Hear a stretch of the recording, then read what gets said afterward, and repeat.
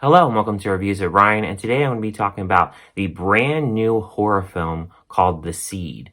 This film was directed by Sam Walker, and this film will be premiering on Shudder on March 10th. Thank you to the folks at Shudder that sent me this early screening to check out this film early.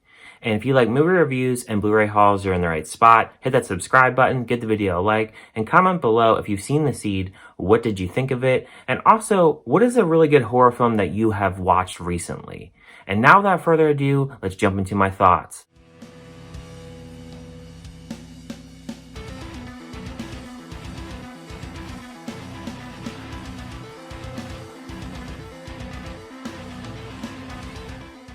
What starts out as a girls' weekend in the Mojave Desert becomes a tale of horror, death, and alien invasion. The film stars Chelsea Edge, Lucy Martin, and Sophie Vavasseur. So this film really focuses on the relationship of these three girls.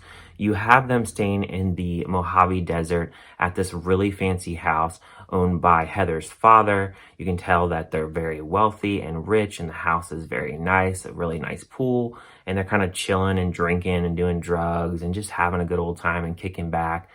Deidre's character, she's very sassy and very obnoxious and very diva-like, and you can tell that she is the leader of the group. She is a model. She likes to go on social media and get followers and get likes and go on live streams. And then her friend Heather, she's a little bit more timid, but she is a follower of Deidre, and she has that rich kind of lifestyle as this house is owned by her father, and she has that spunk to kind of be a popular girl. And then you have Charlotte, who is the odd one out. She doesn't really like social media. She kind of likes to be to herself. She has a phone that is literally before smartphones were made. And you can really tell that she really doesn't have as much a connection with these two girls, but somehow they have created this bond between the three of them.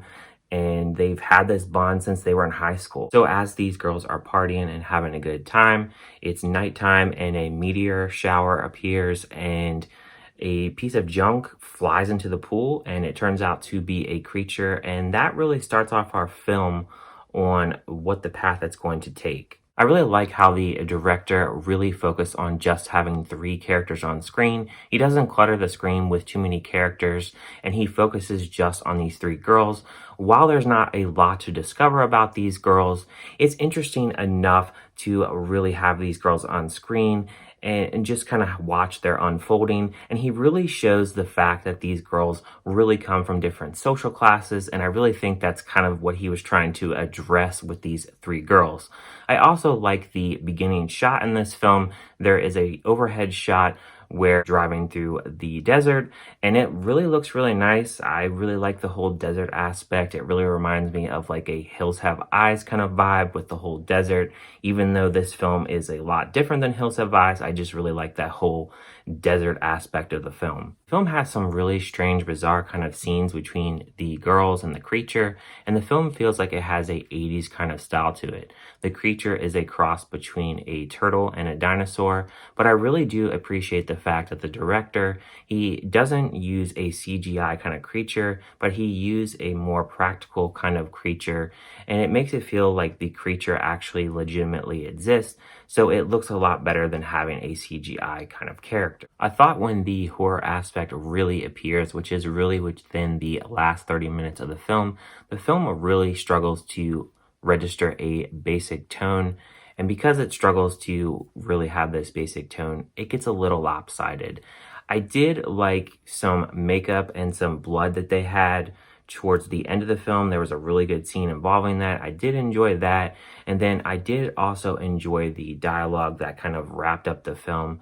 That was pretty decent to kind of in the film. Overall, for The Seed, it really takes a little bit to have the audience find out what this creature is seeking and what the creature is trying to achieve. It feels lost in those aspects, and then it also feels very lost in the genre that it wants to be. It has this humorous tone while also having a very serious tone as well. It's a very gloomy and kind of overcast kind of film, but it never really pours. And that is really the biggest problem with this film.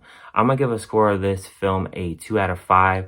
It just really doesn't hit all the marks that I wanted to hit. It has some cool things about it, but it just really just doesn't really all come together for me. Thank you guys for watching this review. And if you guys are interested in seeing this film, it comes out on March 10th on Shudder.